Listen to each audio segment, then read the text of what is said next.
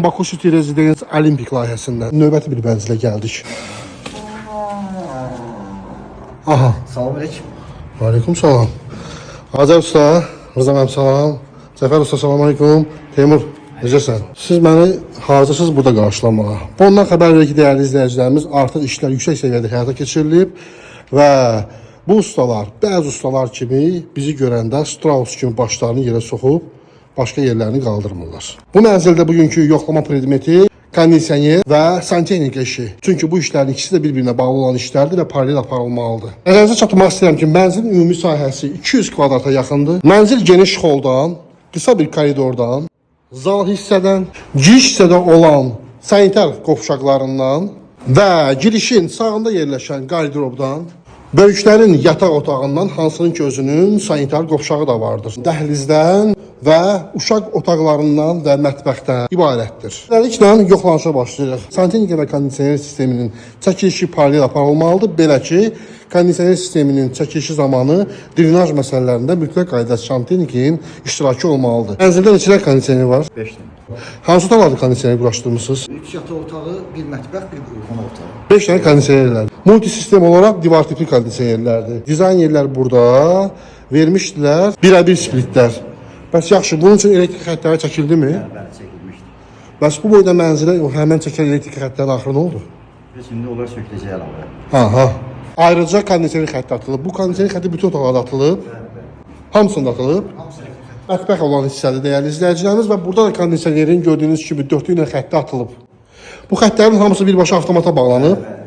Yəni ayrı-ayrı hər bir otaqda hər bir xətt dörtlü ilə bağlanıb avtomata. Baxın, kondisionerin xətti dörtlüyə atılıb. Həmən bu yerdir, həmən bu xətti, hə? Burada da atılıb. Yaxşı, mənim bildiyim qədər digər otaqlar da var, hə? Bir də orada baxın. Aha. Kondisionerin yeri dəyişdiyinə görə dəyişdiyidir. Kondisionerin yeri. Hə, burada amma atılıb da bu da.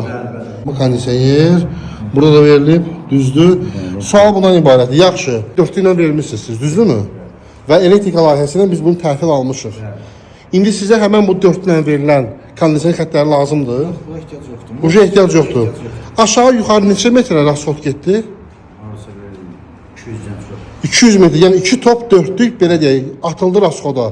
Yəni ev yəsi indi siz onu başqa obyektdə istifadə edə bilərsiniz, amma ev yəsi bunu istifadə edə bilməyəcək başqa obyektdə. Bu isə o deməkdir ki, boş-boşuna 110-120 manat topun birində getdi. Düzdürmü? Bu da rasxoddur. Yaxşı, indi siz multisistem eləyəcəksiniz də burada səhv eləmirəmsə. Multisistemdə siz bunu niyə istifadə edə bilmirsiniz bu dörtlüklər? Multisistemdə elektrik birləşməsi xarici blokda olur. Xarici blokda olur. Daxil blokun arasında elektrik xətti yox, siqnal əlaqə xətt qabiliyyəti çəkilir. Tamam. Kommunikasiya xəttləri çəkəndə onu biz özümüz çəkirik. Tamam. Yəni elektrik tərəfdə mənzilin elektrik xəttindən sadəcə xarici bloka elektrik xətti verilməlidir. Başqa ehtiyac yoxdur. Yəni anladığım qədər, əgər mənzilin içərisində multisistem çəkilirsə, əsas xətt atılır eyvana, hardakı kullerlər olacaq, aqreqatlar olacaq və həmin o blokdan içəriyə bax borular vasitəsilə atacaqsınız bunu. Yəni əlavə atmağa ehtiyac yoxdur multidə. Bəs yaxşı, sual burada meydana çıxır. Nə üçün sizdə bu multi nəzərdə tutulubsa, nə üçün burada bu qədər rasxoda getmişsiniz? Əvvəldən multi nəzərə tutulmamışdı ona görə. Ev yəsinə məsləhət eləmişdiniz? Xeyr. Eləməmişsiniz. Çox dəyərli izləyicilərimiz, burada bir dənə məsələ hasil olur. Belə böyük mənzillərdə, yəni eyvanları balaca olan, kiçik olan mənzillərdə kullerlərin saylarını çox qoymayanda, yəni bəzi binalarda bilirsiniz, misal üçün Baku City Residence-də binanın fasadında icazə vermirlər kompresorları qoymağa. Bu bir dənə xarici blok icazə verirlər, onda da multisistemə məcburdur ev yəsi multisistem eləsin. Dəyərli dizaynerlərimiz, bu məsələlərdə biraz diqqətli olun. Çünki sizin verdiyiniz dizayn layihəsinin əsasında elektrik burada işləri görür və balaca iş görməyib. Baxdığınız qədər necə mükəmməl bir iş yaradıb burada. Bir xətt boyunca mən bu işlərin hamısı gəlib təhvil almışam ondan gördüyünüz qədər. Baxın, sistemi görünüzə işləyib.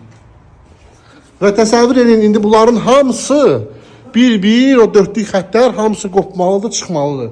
Burada mən düşünürəm ki, dizaynerlərin səriştəsizliyinin nəticəsidir bu. çoxları deyirlər, amma mən o sözdən razı deyiləm. Ev sahiblərinin hərəsi bir ixtisas, hərəsi bir peşə sahibi olur və onların borcu deyil ki, bunu araşdırsın, bilsin. Onu əslində birinci növbədə dizayner. Çünki dizayner kimdir? Dizayner ev sahibi ilə usta arasında, mühəndis arasında bir körpüdür. Və dizayner bütün bunların hamısını layihə çəkiləndə nəzərə almalıdır, sualını verib cavabını almalıdır. Yəni, məsələnin kökündə budur, bunun o tərəfi yoxdur. Yəni, bu artıq bir aksiyomadır. Bu işin, bu problemin günahkarı bir mənalı şəkildə dizaynerin elə ta kəndisidir. Ümumiyyətlə, bax, 200 kvadratlı bir mənzildə Bunti sistem çəkilərkən birinci hansı hesabat, hansı rəqəmlər yanılsın üçün? Ümumiyyətlə, multi sistem çəkəndə ilk növbədə xarici blokun yerləşməsini birinci nəzərdə alıb tutmaq lazım. Xarici blok yerləşir. Ondan sonra deməli texniki cəhətdən nəzərə almaq lazım ki, boruların uzunluğu.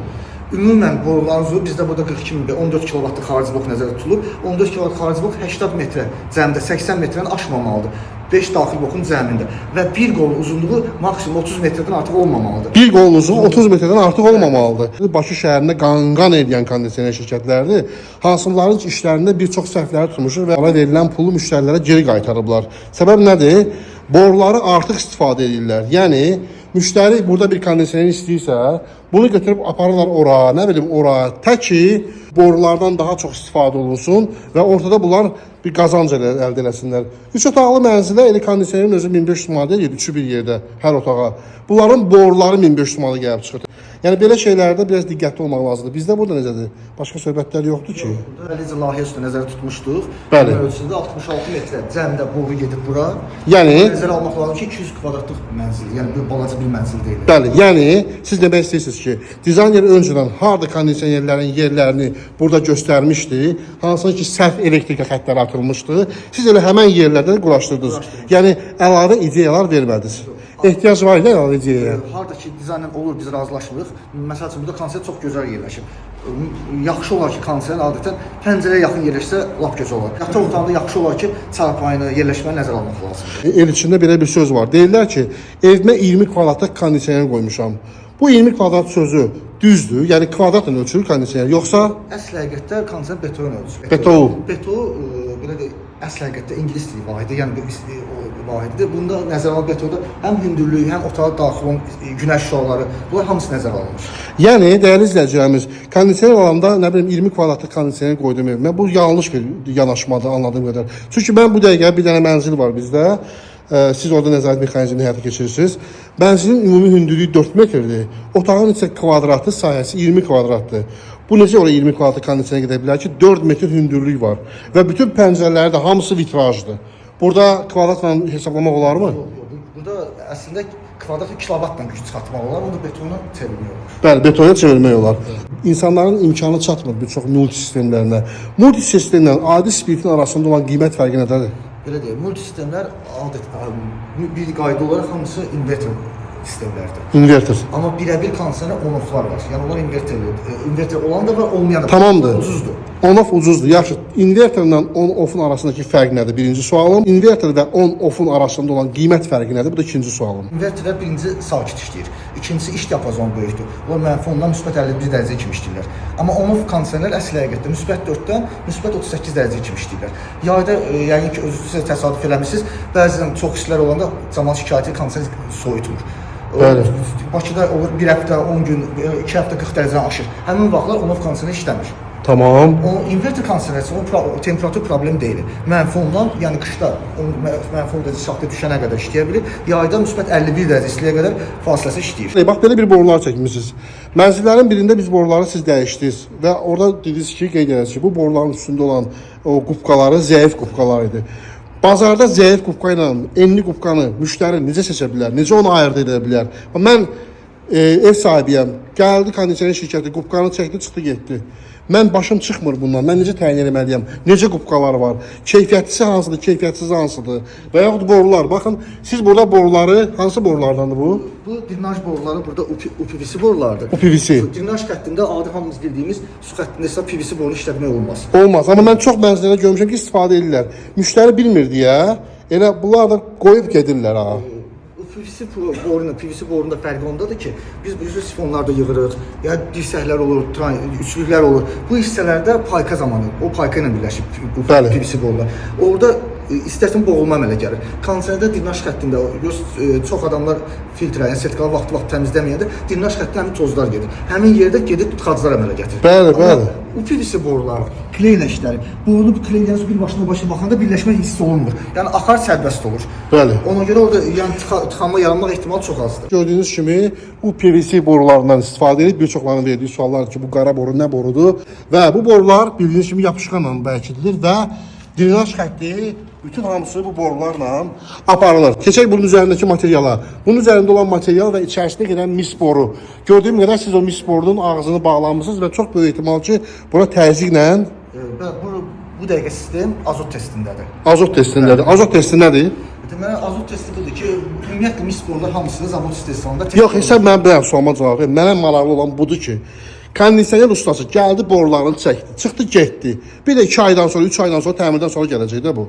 Bu gələnə kimi mən nə biləcəm ki, bunun bu zədələnib hansısa bir dənə usta, lətifəsi səndən iraq təbii ki, hansısa bir usta, kimsə də məndən narazı qaldı, ev yərsindən narazı qaldı və yaxud bu adamın başında problem var da, bu usta xəstədir, başa düşürsən?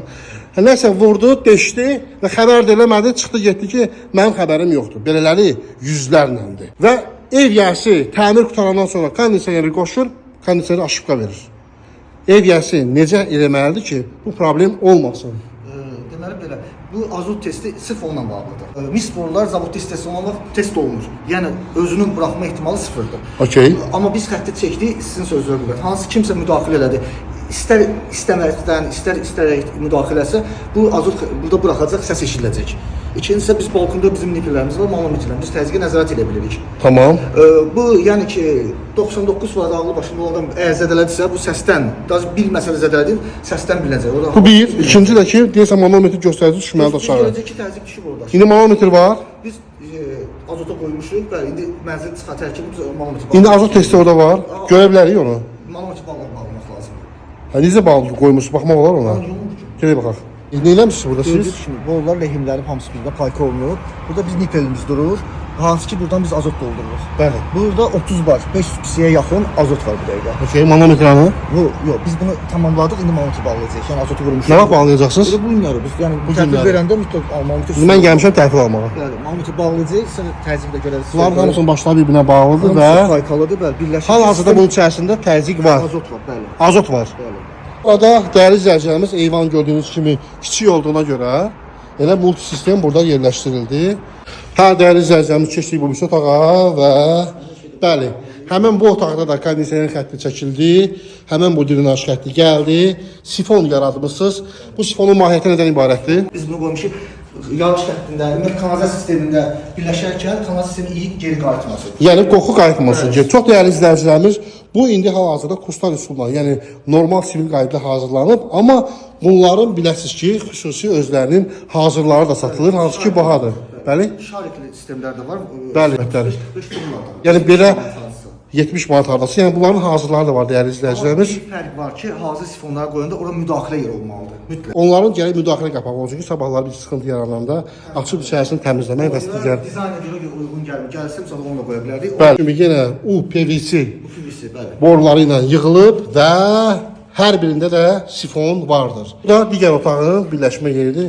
Hər iki otaq gəlir suyu uklonla, indi bilmirəm burada görsənir yoxsa yox, uklonla gəlir və düşür aşağıya. Sifondan keçir. Sifon hara gedir? Sonda bu yağış suyuna. Yağış drenajına, yəni binanın ümumi drenajına bağlanıb. Çox gözəldir.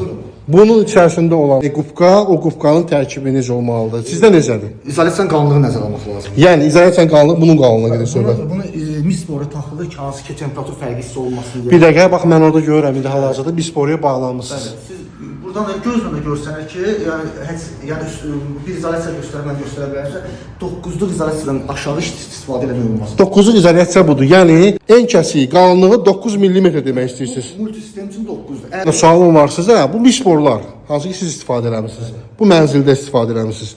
Bu mis boruların fərqi var, yoxsa bütün mis borular hamısı eynidir onsuzlar? Mis boruların fərqi var. Əsas fərqi mis borunun qalınlığındadır. Qalınlığında, yəni en kəsiyində. Divarın stenkasının qalınlığına gedir. Tamam. Misal üçün adi splitlər, birə-bir splitlər, zavod istehsal üstdə gələnlərin qalınlığı 0.60-0.65-dir. Bəli. Amma biz yəni ki mənzilə uzun məsafə çəkdiyimiz üçün, həm döngəli olduğu üçün bunu nəzərə alıb 0.80-dən aşağı istifadə eləmirik. Tamamdır. Döngələr nə təsir edir ki, döngələr çox olan olur ki. Turbonun qalınlığı nəzərə alıb döngələr də qatlanır. Aydın. Ola bilər düz ustalar bunu hiss edir, ola bilər hiss edə bilməsin. O gələcəkdə kondisioner işləməsinə problemlər yaradacaq. Tamam. Ona görə yəni ustaların arasında vermə borcu deyirlər. Bu vermə borcundan istifadə etmək lazımdır. Yəni 0.80-dən aşağı olmasın turboların qalınlığı. Tamam. Şimdi mənim səndən işim yoxdur. Mənim işim bu qardaşlandı, hansı ki gülür. İndi göyə axıra kimi gülə biləcəksən, yoxsa yox. Çünki əsas məsələ sənin axıra kimi gülməyindir, indi yox. Çox maraqlı bir məqam gözümə ilişdi. Beləliklə görürəm ki, siz mənzilin hər yerində kondisionerlərin öz ölçülərinə uyğun olaraq kondisioner sanki belə deyək, şablonunu çəkmisiniz. Bu real kondisionerin ölçüləridir, belə çəkmisən? Şablon qaydasında, yəni Hər yerdə bunu eləmsən? mütləq. Bizim bu dizayn proyektin layihəmizdə kondisionerin eni, uzunu, hündürlüyü dizayner tərəfindən verilməyib. Verilə də bilməz çünki o kondisioner mühəndisi deyil. Bu texniki parametrləri bilməyə bilər, amma bilsə daha əla olar. Dizaynerlərin üstünlüyü bundan ibarətdir. Yəni 3D Max proqramını orada burada öyrənib gəlib dizayner olmaqla deyil. Məsələ nədən ibarətdir? Həmin bu ölçüləri vermisiniz. Kondisioner ölçüləri verilərkən hansı parametrlər, hansı hündürlüklərə fikir vermək lazımdır? Hətta işləməyə başlamamızdan əvvəl ilk növbədə dizayn əlaqə saxlayırıq. Bəli. Bizə tavanın hündürlüyü lazımdır. Yəni alçıbanın son mərhələsi anladığım qədər düzdürmü? Bəli. Çünki təmir zamanı dizaynda görsə alçıbandan fiqurlar verilir, Bəli. vannalar yığılır. Bunları mütləq nəzərə almaqla və ya paduq ola bilər. Tutaq ki, nəzərə aldınız, paduqazat hamısını nəzərə aldınız, ondan sonra nə baş verir? Məsəl üçün bax buradan elə gözümüzü qabağında bax burada bizdə riger gedir, kondisioner riger Bəli. arasındadır. Burada mütləq kondisioner riger arasında minimum 10 sm-dan aşağı yer saxlamaq lazımdır. Yəni kondisionerlə, Üstəsindən riger arasında yəni tavanın sonuncu mərhələsinin arasında 10 sm fərq olmalıdır deməyiniz budur. Bəli. Minimum 10-dur, yoxsa vəbşi 10-dur? yəni biz onun texniki zəti kitabına baxırsa 8-10 sm-dır. Yəni 8-10 sm. Yəni bundan aşağı olmamalıdır. Nə üçündür bu? kondisioner işləyərkən üst hissədən havanı götürür. Bu formada. Ondan verir. Bəli, üst hissədən havanı götürə bilsin, işləyə bilsin. Aydındır. Yəni dəyərli izləyicilərimiz, sirkulyasiya prosesinin aparılması üçün kondisionerin yuxarı hissəsindən tavan arasında olan məsafə, yəni sonuncu tavandan gedir söhbət, alçıpan və digər paduqa falan, sonuncu məsafə minimal olaraq 8-10 sm olmalıdır, düzdürmü? Bəs yanlar, aşağı belə bir parametr varmı? Yanlar rol oynamır. Təkcə o ki, montaj zamanı problem olmasına az bir 10 sm məsafə var. Yəni insan əli müdaxilə edə bilsin, işləmək sərbəst olsun deyə. Burada bir problem yoxdur anladığım qədər. Amma bəli, hündürlük məsələsinə gələndə hündürlük vacib şərtdir. Mümkün olan qədər 2.60-2.80-dən aşağı olmasın. Sadəcə bizim indi yeni mənzillərlədir. Əvvəlki mənzil bildiyimiz kimi alçaq olduğuna görə Bəli. yenə texniki cəhətdə hündürlüyü nəzərə alıb kondisioner maksimum yuxarı qoyulur. Əvvəlkilər çox alçaq idi. Mən səndən razıyam. Sizdən qurtardım. Assalamu alaykum. Sən hələ gözlə. Başlayaq. Başlayalım. Daha üzüm gülmür elə bil. Güləcək. Güləcək, gəl. Axırda güləcək. Dəyərli izləyicilərimiz, beləliklə biz keçid aldıq santexnika layihəsinə və santexnikanın quraşdırılmasına və işlənilməsinə.